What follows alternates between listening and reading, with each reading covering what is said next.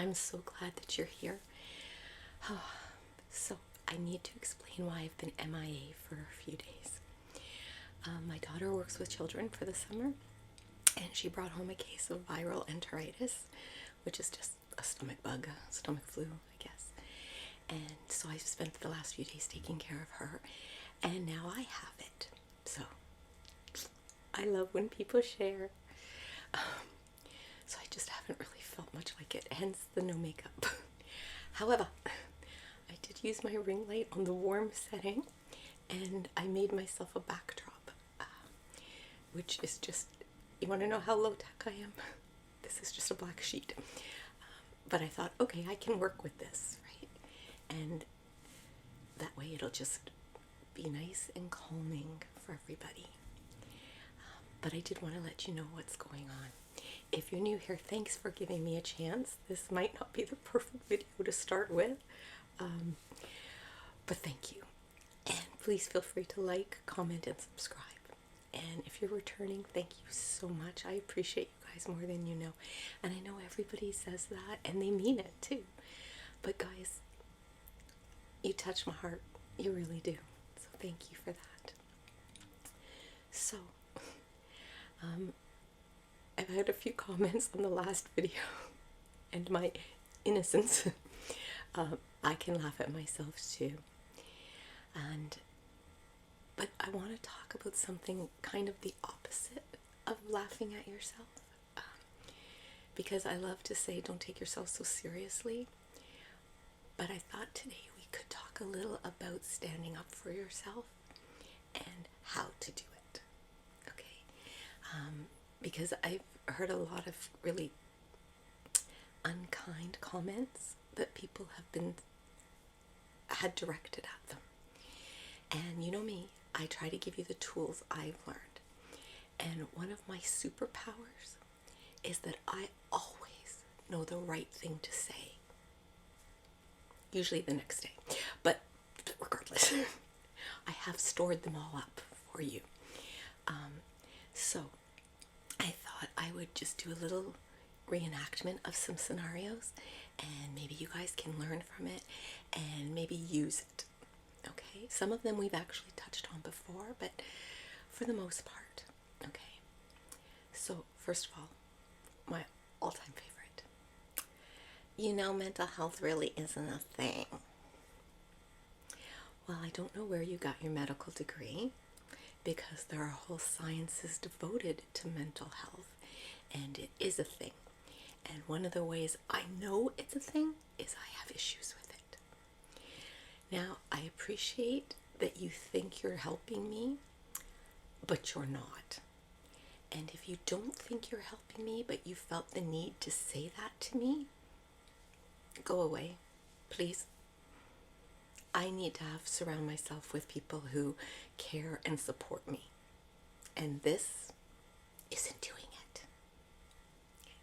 A little catty, I know, but sometimes you gotta be firm. The other ones that I'm going to show you aren't quite as blatant.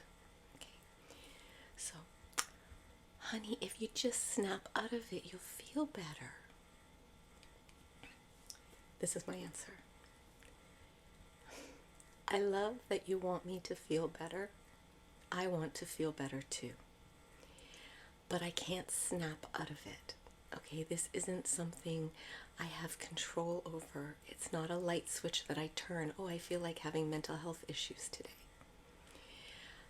I do appreciate that you want me to feel better. I know that's coming from a loving place, but asking me to snap out of it is victim blaming. Not that I'm a victim, but it's blaming me. It's putting pressure on me I don't need right now. And I know that's not what you want to do. See? We compliment, we support them, and we tell them to support us. Okay? Another one is, come on, you gotta get outside. If you get going, you know, you might be able to keep this in the back door. Okay. Thanks so much. The fact that I'm even having a conversation with you right now is pretty much all I can do. Okay, and that took every bit of strength I have. I know you want me to feel better. I want to feel better. And it's a process, and I'm working on it. Okay? And if you'd like to help me, just hold my hand when I need it. You know, I'm not asking you to feel sorry for me. I don't need it. I don't need your pity. What I do need is for someone to try to understand. Okay? And then another one is, I've been reading all these literature on it, and I know just how to fix your problem. Okay, this one's my fave. I love that you went to all the trouble to do this research for me. Thank you. But you're supporting me the wrong way for me. Okay, first of all, I don't need to be fixed because I'm not broken. Okay, I'm suffering with a mental health issue. That doesn't mean I'm broken. It's just a part of me. Okay, and right now that part of me is on the fritz. Not broken, just needs to have some medicine, needs to have someone to talk to. But since you went to all this trouble to do the research, I know that you have a grasp of what mental health issues are. But I'm dealing with professionals. You are personal. So even if you were a professional, you wouldn't be able to help me because your personal feelings towards me would get in the way. And my personal feelings towards you would get in the way because I wouldn't really have that seriousness that I have to mental health professionals. What I do need from you that no one else can give me is love. And I love how you're supporting me right now, but just ask me what I need from you. I may not know, but if I do, I'll tell you. See? There's ways of standing up for yourself without being nasty. Sometimes you do have to be nasty because if somebody comes for you, don't take it. Okay? You've got enough on your shoulders right now that you don't need to take it from anybody.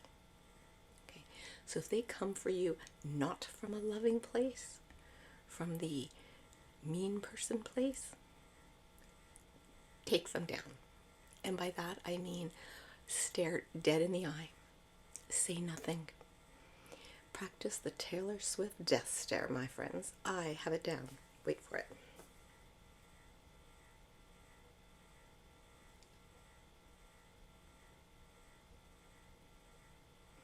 And when they say, because they will get uncomfortable with the silence, aren't you going to say anything?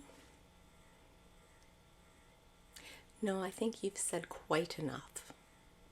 And I'm done with this conversation. If you can, turn around and leave. If you can't, the next words should be, please leave, to them. You don't have to take it, guys. You don't. Okay? You are dealing with more than they know. And unfortunately, their way of dealing with pain is to put it on someone else. And I can tell you, and I ashamedly admit, I can say this from experience, it doesn't take away your pain to put it on someone else. It doesn't. And they'll learn that someday. You're so far ahead of that game, you don't need to play it. Okay? Another thing that you can do is you just need to meet somebody. Well, we all can do with, love in our life. However, that's not what I'm dealing with right now. Right now, I'm learning to love me and love all of me. So once I have all of me under, not control, but that I know me, then I can share me with someone else. Sometimes I think it just helps having that in your back pocket. What will I say type of thing. Don't go looking for people to use it on. Life will send them your way, trust me. But I know you're strong enough to deal with it. And I know you've got this. Okay? And I think that you know you better than anyone else. And you already know what you need because you're watching ASMR. You're watching YouTube. You're trying to find things that make you feel better. And you clicked on something that says, let's talk about mental health and standing up for ourselves. So you know what? Good for you. And in case no one's told you today, I'm proud of you. I really am. I think you hung the moon. And babes, I want you to look in the mirror and tell yourself, I am proud of you. Even if you don't mean it, say it. Fake it till you make it if you have to. You just keep those positive affirmations at the mirror and you tell yourself that. And what I do, I've told you guys this before, I actually learned this from a hypnotist. Look for a new hypnotist video coming soon. This I've been doing for decades. I pretend my positiveness is on my thumbs and I squeeze. This helps me to relax. It helps me to remember all of my tools and nobody knows I'm doing it.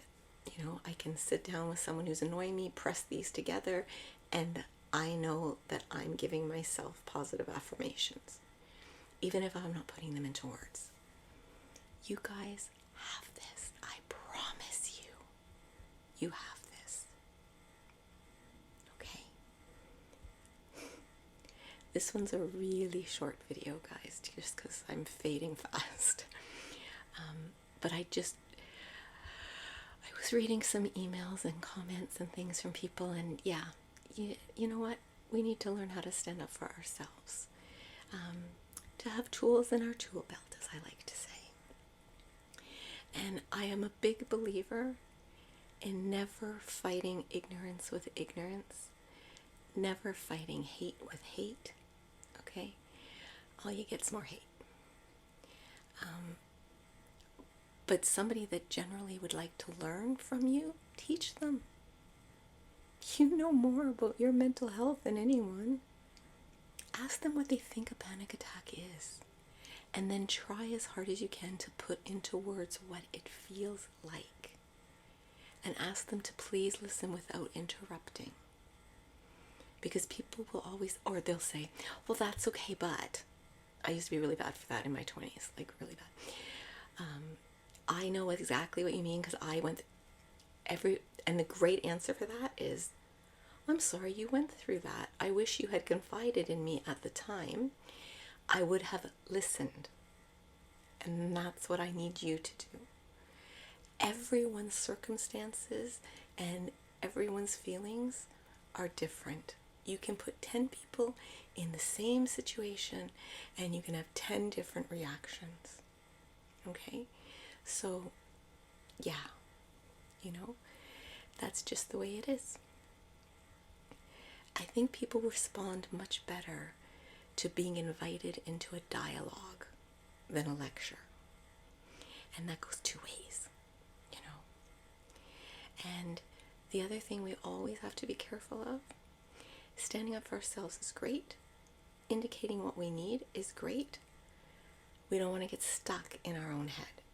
We don't want I to be the only words we know. Always remember to ask somebody how they're doing, because they could learn something from you, you know? One great thing I think about people who struggle with mental illness, we have amazing empathy towards others. We are able to look at situations, and I'm going to say it, with wisdom. When I used to teach Sunday school, one of the things I taught in grade 8 was the 7 gifts of the Holy Spirit. But the first 3 were always knowledge, understanding, and wisdom. And I always taught them in that order. And I remember one little girl asking me, aren't they all the same thing? And it changed how I taught for the rest of the time, like for the next 13 years. Because no, it's not.